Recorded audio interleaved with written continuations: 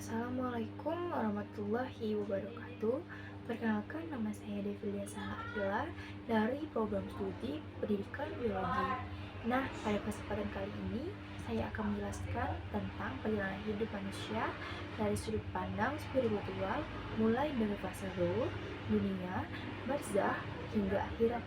Tujuannya agar kita memahami bahwa hidup bukan hanya tentang apa yang kita alami sekarang, tetapi merupakan rangkaian perjalanan panjang yang penuh makna dan ujian. Yang pertama, kita memasuki dengan fase ruh. Fase pertama manusia terjadi sebelum ia dilahirkan. Dalam ajaran Islam, ruh diciptakan oleh Allah sebelum manusia terbentuk di dunia. Di fase ini, manusia belum memiliki bentuk fisik, tetapi sudah memiliki fitrah untuk mengenal Tuhannya. Dalam peristiwa penting terjadi perjanjian antara Allah dan seluruh ruh manusia, atau kita sebut mitzvah, yaitu kesaksian bahwa Allah adalah Tuhan yang Maha Esa. Alastu birabbikum qalu bala syahidna, bukankah aku Tuhanmu? Mereka menjawab, benar, kami bersaksi. Nilai spiritual dari fase ruh ini dapat kita sampaikan. Manusia pada dasarnya diciptakan dalam keadaan suci dan membawa amanah. Semua manusia memiliki kecenderungan pada kebenaran dan kebaikan sejak awal. Nah, yang kedua, kita memulai masuki dengan fase dunia. Dunia sebagai tempatnya ujian. Fase dunia dimulai sejak manusia lahir hingga meninggal. Dunia adalah tempat persinggahan sementara, bukan tujuan akhir. Disinilah manusia diberikan kesempatan untuk menggunakan akal, hati, dan kehendak bebasnya. Tahapan manusia di dunia yang pertama adalah kelahiran. Dimulai dari keadaan tidak mengetahui apa-apa, bergantung pada keluarga untuk perlindungan dan pendidikan awalnya. Yang kedua, kita memasuki masa kanak-kanak. Masa kanak-kanak di sini kita memulai fase belajar, pembentukan moral, dan pertumbuhan karakter. Nah, yang ketiga, kita memasuki masa remaja. Masa pencarian jati diri, munculnya konflik batin, pilihan moral dan sosial. Yang keempat, kita memasuki masa dewasa. Masanya bertanggung jawab, bekerja, berkeluarga, dan berkontribusi pada masyarakat. Nah, yang terakhir kita memasuki usia tua. Fase ini adalah fase muhasabah, lebih dekat pada nilai-nilai spiritual dan mempersiapkan kematian. Nah, maksudnya mempersiapkan kematian juga bukan di usia tua, karena ajal tidak menjemput untuk orang-orang tua saja. Kita harus mempersiapkan amal dan kebaikan kita dari sedini mungkin. Ada 3 tanggung jawab utama manusia. Yang pertama, hubungannya dengan Tuhan, atau kita sebut dengan hablum minallah. Di sini kita beribadah, bersyukur, dan nilai ketakwaan kita. Yang kedua, hubungannya dengan sesama manusia, kita sebut hablum minannas. Di sini adalah kejujuran, bertanggung jawab, menghormati orang tua, serta menolong sesama manusia. Yang terakhir adalah hubungan dengan lingkungan. Pesan utama dari fase dunia. Dunia adalah tempat menanam amal. Semua tindakan kecil maupun besar akan memiliki pengaruh pada fase berikutnya. Nah, fase berikutnya kita memasuki pada fase barzah. Apa sih itu barzah? Barzah adalah alam perantara antara dunia dan akhirat. Dimulai sejak manusia meninggal dunia hingga hari kiamat tiba. Ruh tidak dapat kembali ke dunia dan tidak melanjutkan ke akhirat sampai hari kebangkitan. Nah, kondisi ruh kita di barzah berbeda-beda. Keadaan di barzah dipengaruhi oleh amal manusia. Ruh orang beriman akan mendapatkan ketenangan, cahaya, dan diperluas kuburannya. Nah, sebaliknya, ruh orang yang jarim atau ingkar akan merasakan kegelisahan, kesengsaraan, dan kesempitan di alam kubur. Man Rabbuka, siapakah Tuhanmu? Ma dinuka, apa agamamu?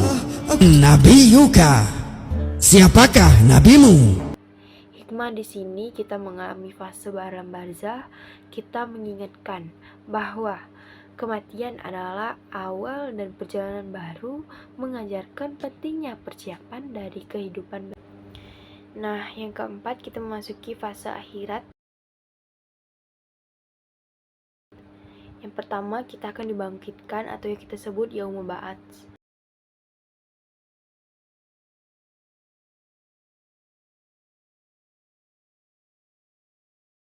Semua manusia dibangkitkan kembali dengan tubuh baru yang sesuai dengan amalnya. Ruh dikembalikan pada jasad untuk mempertanggungjawabkan segala perbuatannya. Yang berikutnya adalah hari perhitungan atau kita sebut yaumul hisab. Semua amal, perkataan, bahkan niat manusia akan dibuka dan dinilai. Ada beberapa proses besar di akhir-akhir. Yang pertama adalah pembagian catatan amal atau kita sebut kitab, timbangan amal atau kita sebut mizan. Ada yang menerimanya dengan tangan kanan, ada yang menerimanya dengan tangan kiri, ada pula yang menerimanya dari belakang. Yang menerima dengan tangan kanan pertanda manusia tersebut akan selamat dan mempunyai catatan amal yang baik.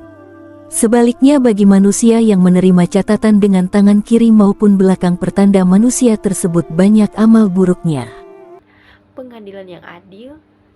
Yang terakhir adalah jembatan Shiratal Mustaqim atau disebut syirat, jembatan yang menuju surga. Orang yang beramal baik akan diperlancar, mempermudah untuk menuju ke surganya. Nah, sebaliknya orang yang berperbuatan buruk akan dipersulit, bahkan ada yang merangkak, ada yang tergopoh-gopoh hingga terjatuh ke neraka jahanam. Jembatan Shiratal Mustaqim bukan sekadar imajinasi, melainkan sebuah realitas yang disebutkan dalam hadis Nabi Muhammad SAW. Disebutkan bahwa jembatan ini lebih tipis dari rambut dan lebih tajam dari pedang. Di kanan dan kirinya terbentang kegelapan, dan di bawahnya ada neraka jahanam yang menunggu dengan kengeriannya. Lalu mengapa jembatan ini begitu ekstrim? Inilah cermin dari perjalanan hidup kita di dunia. Semakin lurus dan kuat iman kita, semakin mudah pula perjalanan di atas jembatan ini. Jembatan ini menjadi penentu akhir, pembuktian kesungguhan amal di dunia. Ada tujuan yang sangat mendalam mengapa Allah Subhanahu wa Ta'ala menciptakan jembatan ini. Tujuannya adalah untuk memisahkan secara jelas antara orang beriman yang taat dengan mereka yang lalai dan mendustakan kebenaran. Ini adalah ujian kesabaran dan keikhlasan terakhir, di mana setiap individu akan merasakan hasil nyata dari setiap amal yang mereka perbuat selama di dunia. Kecepatan seseorang melewati jembatan Shiratal Mustaqim ini sangat beragam, tergantung pada bobot amalnya. Yang pertama, kecepatan secepat kilat. Golongan ini adalah para nabi dan orang-orang saleh dengan amal yang luar biasa. Mereka melesat begitu cepat bahkan tanpa merasa takut. Yang kedua, kecepatan secepat angin atau kuda. Mereka adalah orang yang amalnya banyak dan tulus akan melewatinya dengan kecepatan tinggi, meskipun merasakan sedikit guncangan. Yang ketiga, yaitu kecepatan berlari dan berjalan biasa.